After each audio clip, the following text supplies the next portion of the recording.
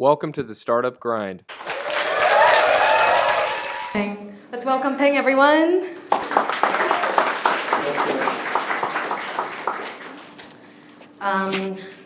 Peng, founder and CEO of 3 companies that have been listed. Obviously, one being Match.com. Interwoven was the first company that you started. It's a content management software. It was actually the second. Second, okay. Match was the first. Match was the first. Long time for Match to get. It was in 1995 that you launched Match, right? 94, 93, that. So during that period, I guess my first question is, how were you running 2 companies at once? I actually left Match kind of early before it got too far because I realized my comfort zone is more in sort of the corporate, hardcore software type work. So I started Interwoven about 2-3 years into Match. Sure, and how different is it starting a B2C company after a B2B? These terms weren't around when we started the company, and we were just figuring out business. So it's just different ways of looking at business. B2C, B2B is how you make money. So what did you enjoy or not enjoy? What were the limitations with each that you found? Limitations of each. Well, at that point, most tech companies were not selling to consumers. We were selling to other businesses, which in turn made stuff that was sold to customers. So tech was very different at that point, and most of us in the software field thought very traditionally. Like, for example, Reed Hastings, he's the CEO of Netflix. His first company was Pure Software. It was a great piece of software, but it was a piece of software for software engineers to test software. That's what we did back then. It was kind of circular, and it was only, I think, with the advent of Netscape, and then Amazon came up early, Match was early, where technology, specifically software, was used to address consumer needs directly. So then, can you tell us more about how did Match come about? What was the story behind that? Was it a personal dating frustration, or was it, yeah, so how did you find your co-founder as well? Well, that's the story he told, but we actually, Match.com didn't start off as Match.com. It started off as Electric Classifieds Inc. If you look at Craigslist, if you look at eBay, we sort of had a verticalized view of this business, this classifieds business. It didn't make any sense for us, for human beings, to go, get your finger black looking down classifieds through many, many newspapers. So we thought there must be a better way to match buyers and sellers, create a marketplace, basically. And Electric Classifieds was the name of the company that we started. And Match was sort of the first vertical, personals, basically, that we launched. And that sort of made sense because if you look at a lot of newspapers at that time, the personals was one of the highest revenues vertical. So we started that, and we actually screwed up a lot. So the result was we only had that, right? And in the end, that was sold, and it became, Match.com. Became very significant. So it wasn't in a love and relationship space to begin with? We didn't start off being very specific about that. It's just part of a bigger strategy that didn't work. Sure, and you founded Monks Hill in 2014, based here in Singapore. You've been investing in the region for about 2 years now. What have you learned that will influence your future investment decisions? I think, so just some background on that. Before Monks Hill, I had spent a few years investing in China. And even before that, I sort of started to look in China, and even before that was looking at investing in the US. So I had a kind of a spectrum of different perspectives from different ecosystems. China happens to be probably the most relevant to this part of the world, but Singapore is sort of a mixture, but if you go outside Singapore, China becomes more relevant. I often give Chinese business model examples to Indonesians, Filipinos, etc. that because they're much more relevant. So what I've learned is not surprising. When we started Monks Hill, we were very, I guess, clear that we weren't sort of going into the market that's mature, that had great deal flow and all that. We were expecting to be early in a market where the companies were forming, the knowledge on how to build a startup was forming. You know, I still see a lot of startups who are building business models that are not VC fundable, right? Not less so here in Singapore, but out in ASEAN, you see a lot of that. So information is not readily available to a lot of entrepreneurs, but we also see a ecosystem in ASEAN that's changing very, very fast, right? I mean, I was part of Infocom Investments. I was the chairman for about 8 years there, and we were building the ecosystem. And one of our first meetings, you know, we had like maybe the first 3 rows of this, you know, group here. There's not a lot of people 8-10 years ago in the ecosystem, right? Today, you know, you get halls packed with people doing tech startups now. So that is great for Singapore, but if you move out to the other cities, it's not quite like that. Although the governments are starting to pay attention, they're starting to put programs together. So it's early days still, but it's changing really fast. And it's not unlike China about 10, 15 years ago. So let's talk about some cases. What are some disappointments you faced in investments so far? If you can give a couple of high-level examples, and how have you helped the founders to get through these periods?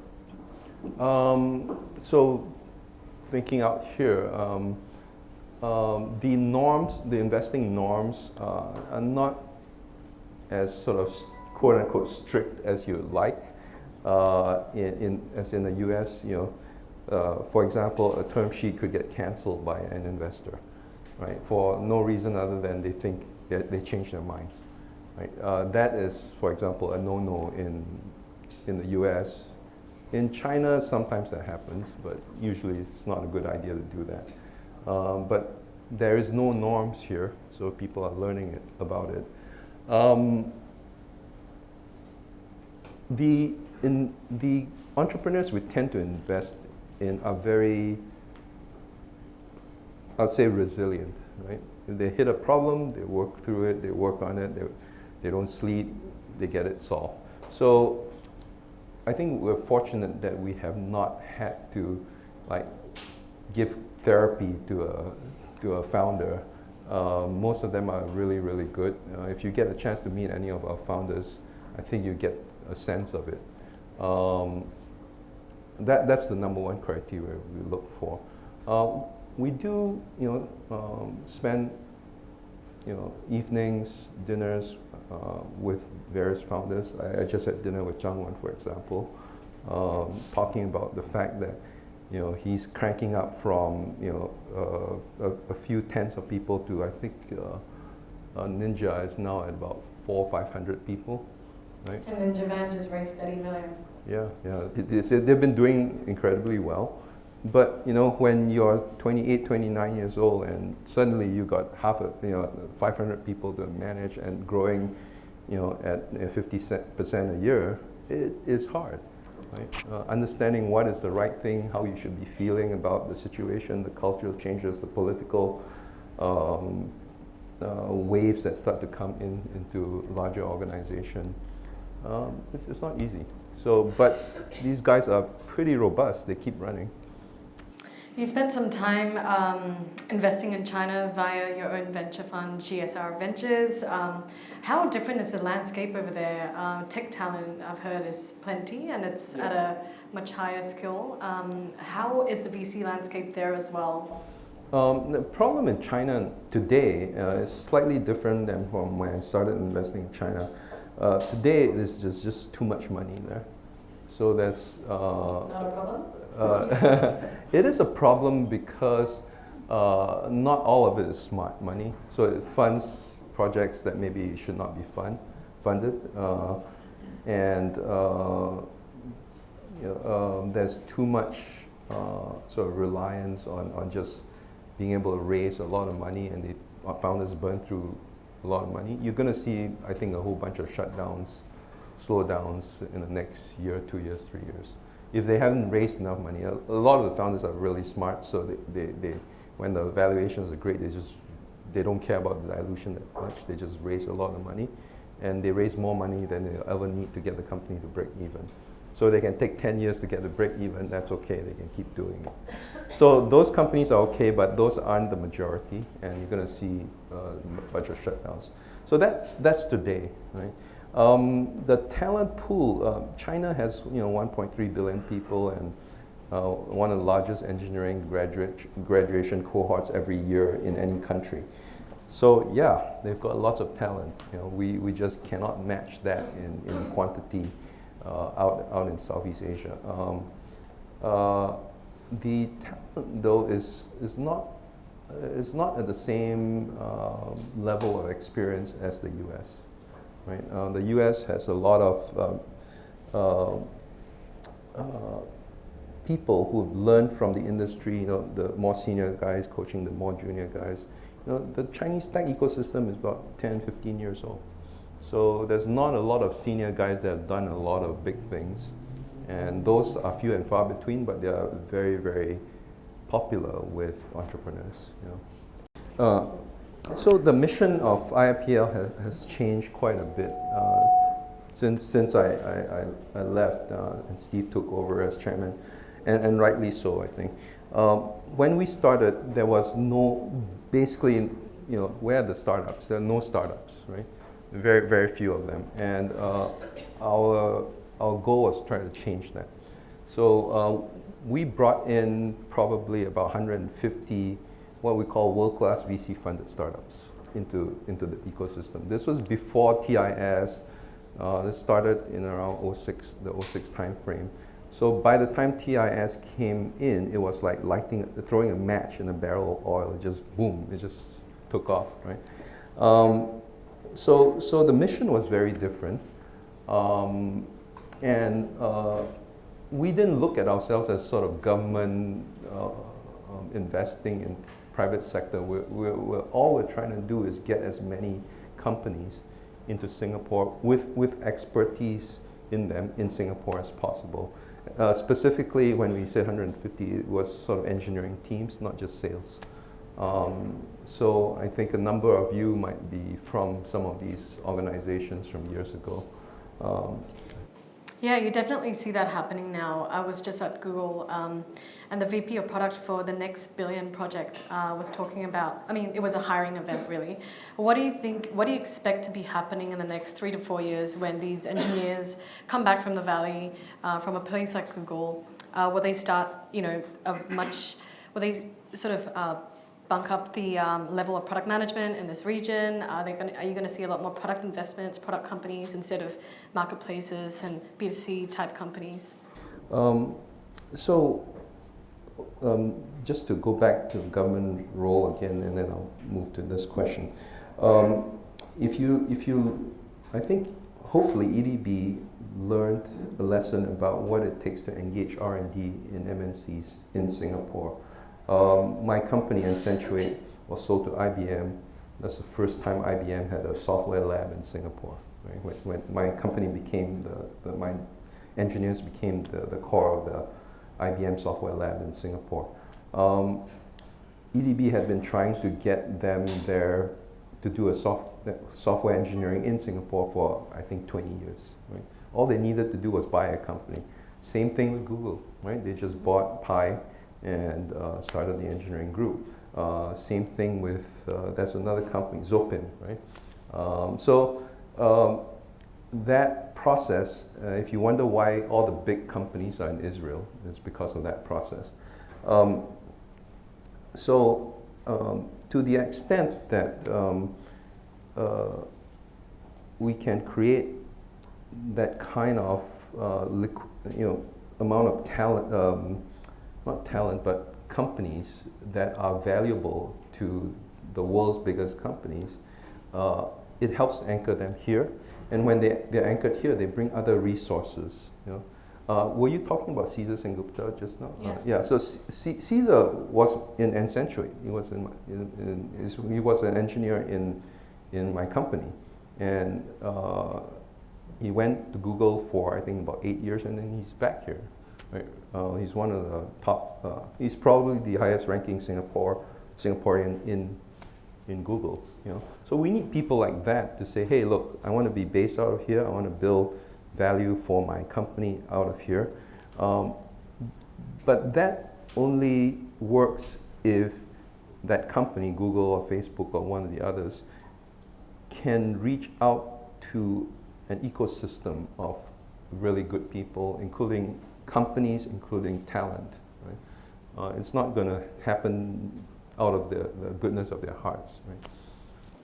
More events like these should hopefully help. How have you, I know that you're currently based in Jakarta. How did you get there? How did the move happen from China to Singapore to Jakarta?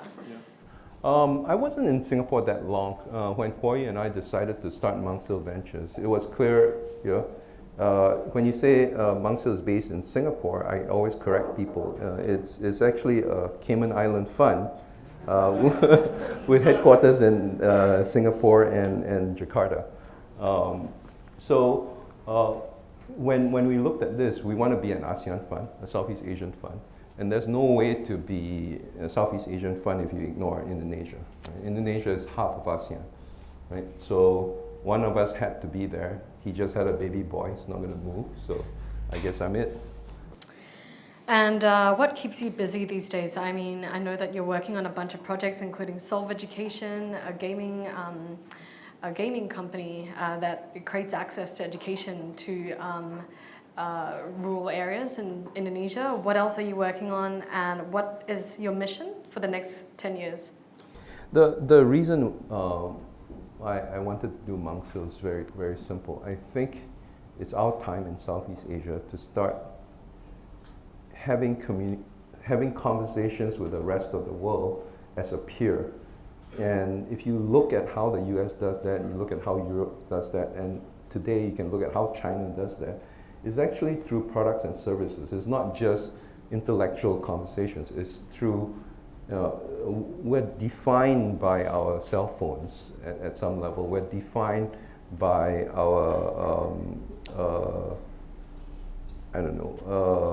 Kindles, right?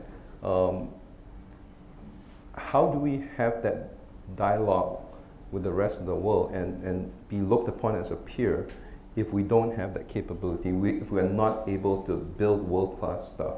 So I want to be part of building the next generation of ASEAN companies, but ASEAN globals, not just local ASEAN local companies. And if you look at our investments, we try to go for those that have that kind of a potential.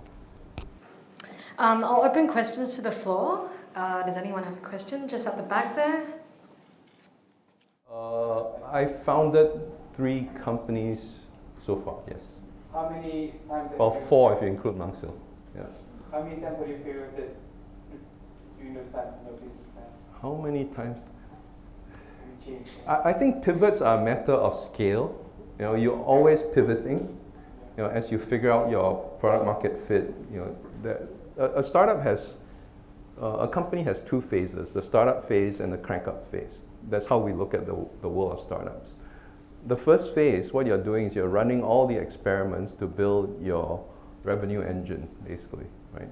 So what do you do with $5 coming in, step 1, step 2, step 3, step 1,000, all those things, and then out pops, $50 10 months from now, right? So that engine needs to run. The way you build that engine is pivoting all the time, right? You're trying this out, it doesn't work. And if you don't pivot, you're dead. Basically, if you have an idea of what you're going to do, and you just do exactly that, you're probably dead, because the world doesn't conform to your brain. So you will see small pivots in that process. sometimes what you're doing just doesn't work, and you probably have, in bad conditions, you don't have a chance. You just shut down and give the whatever's left back to your investors. In better times, you have maybe one chance to sort of rejigger your business. And sometimes it's the revenue model, sometimes it's the technology to make the business survive. In my experience, I really never had any of these big pivots. You know, my general philosophy, if I have an investment thesis, I say I'll go there. Please invest in this, right? On the way there, if I go, well, there doesn't exist. My philosophy is actually, do you want your money back, as opposed to let me try something else that I'm interested in doing. So I'm not a big fan of big pivots. Small pivots happen all the time. And the second question would be like, what do you think of the current startup situation right now? Because what I've seen in London is that there's massive crowdfunding happening there. Yeah. Suddenly it seems like a bubble coming up soon, because like everywhere. Oh, the bubble is here and almost bursting. I think it's bursted already. The China for sure, you know, it's gone. You know, the US is gone. Gone meaning the bubble has burst. India for sure, right? The good news for us is I don't think we really ever had that bubble in Southeast Asia, except for a few companies with crazy valuations at the high end. We never had a real big bubble here, so I think we're okay. The valuations have been reasonable so far. London, I don't know. I don't pay attention that much to Europe. Thank you. I have a question for Mr. Peng. What advice would you give to startups running education in markets like Myanmar or Vietnam? Get to break even as soon as you can, because not a lot of people fund that. Right, so get to break even as soon as you can. No, this might sound like a joke, but I'm actually pretty serious. Because if you look at the scale of a lot of these businesses, they won't go very big. So as a result, not a lot of people will fund them. And also education, healthcare, areas that governments regulate, and especially areas where governments actually dominate, right? Innovation tends to slow down because of regulation. So and that's one of the reasons you don't get a lot of investments in that area, those areas.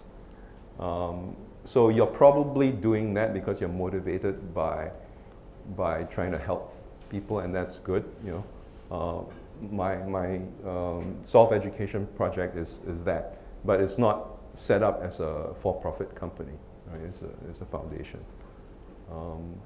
Thank you. Hi there. Yeah. Ivan from TechVision. Yeah. Hi. So just a question about the age of tech unicorns, right? So there were companies that got crazy valuations, crazy funds that they raised, and for a lay person like myself, I don't see the end of the tunnel. People pouring money, you don't know how you're going to monetize, and a lot of them are being devalued now. And now people are talking about the age of the tech cockroaches, right? So companies they can go through the tough times, and I'm sure VCs all want to, they're looking for the ROI, right? Like eventually, the companies will be profitable. So I think now, during this time where business is pretty bad, they'll be more conservative with the investment. So how do you see the landscape move? Or how is it moving today and maybe 5 years from now? Will valuations be different? Risk appetites for VCs? What kind of companies are we looking at? I spend some amount of time explaining to, especially non-tech economists, bankers, not tech bankers, but people that are outside the tech field, that I look at, especially government folks, I look at what we do in two chunks. There are actually two different things happening. There's this thing that we do as startups that are called value creation, right? in an economy. And it's very clear across from the US to China to India to here, we are creating value in the economy. No one argues that, right? So if you create value in the economy, you should get rewarded for it. There is another, and the opposite is if you don't create value, you at some point fold your company, right? But there's another thing going on that confuses the whole picture, and that's the startup funding market. It's one of the least transparent markets. Is driven a lot by egos and by comp plans that don't make sense, right? So let me give you a very simple example. I don't want to get too deep into this, but for a fund manager like me, right? If I invest and I lose money, I don't make money, right? If I don't invest, I don't make money. If I invest and I make money, I make money. Make money for the LPs, I make money. So the only scenario where I make a lot of carried interest is if I invest, right? So can you see how that biases the whole market, right? So there's all kinds of crazy things going on in this very opaque funding system, right? You get a unicorn and you go, why is it a unicorn? Well, it could be somebody asking his buddy to fund the company at this level so that he can mark up his books. It could be something as simple as that, right? Which is not the right thing, but it could happen. There's no way to know. So my point to people in the governments, to entrepreneurs is, as much as possible, ignore that. Because if you start playing that totally emotional up and down roller coaster ride game, right? Every few years you feel ecstasy and then agony. It just doesn't make any sense at some level because it's not correlated too much to value creation. Now the strange thing is some of the valuation actually makes sense, right? The multi-billion-dollar valuation, some of it actually makes sense. A lot of it doesn't. So you got to figure out, if you care to play in this space, you got to figure out what makes sense and what doesn't. Don't just say because the guy's got a unicorn valuation, it's a stupid valuation. Sometimes it actually makes sense. Sometimes it doesn't. So again, if you're an entrepreneur, just focus on value creation in the real economy, not in this fake market. You are a startup founder and now you are a VC. So which journey is more interesting? Can you compare the two, and would you do a startup again? One. Secondly, being on both sides of the table, what advice would you give to a startup founder? The last one's a bit open, but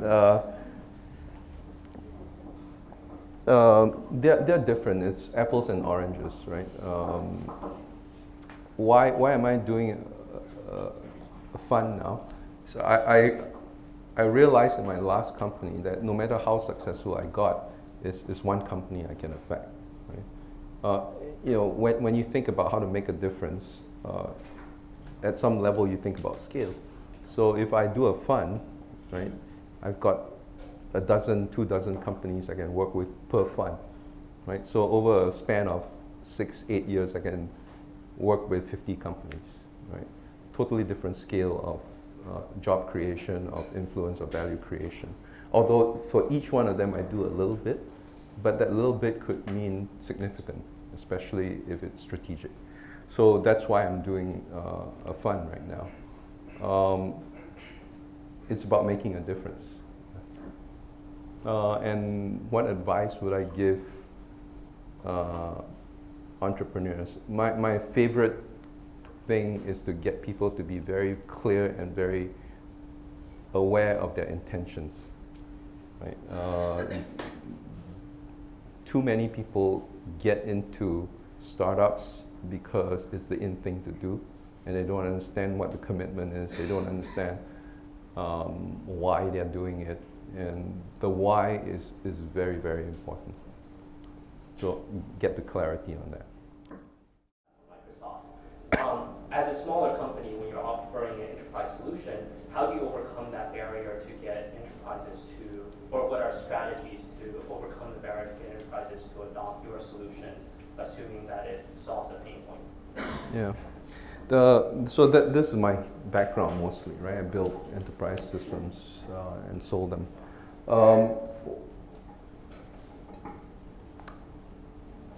The good news is your question is covered by a lot of books, right? It's been around long enough. People understand this problem.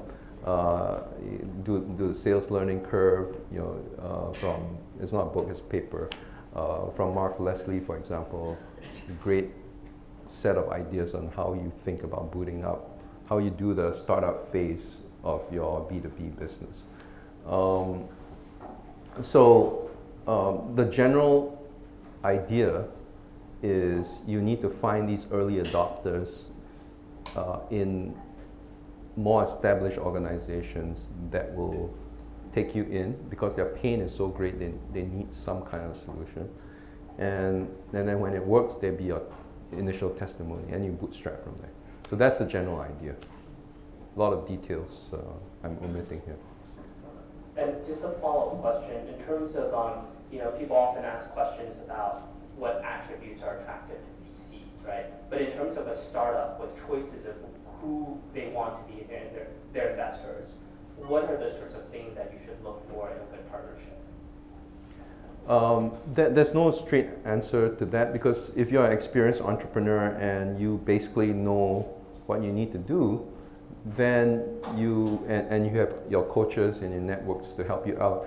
Then you find maybe you don't really care about sort of this VC is really good at helping entrepreneurs versus this one. You just, if the valuation is the difference is too big, you just go for the better valuation. Here's a VC telling you that there's no difference at some level. Money is money. You need the money.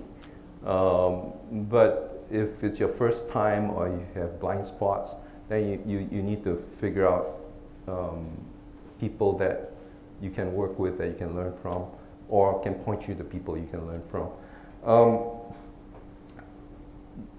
The very important thing entrepreneurs forget is your investor is like your short-term wife or spouse, right?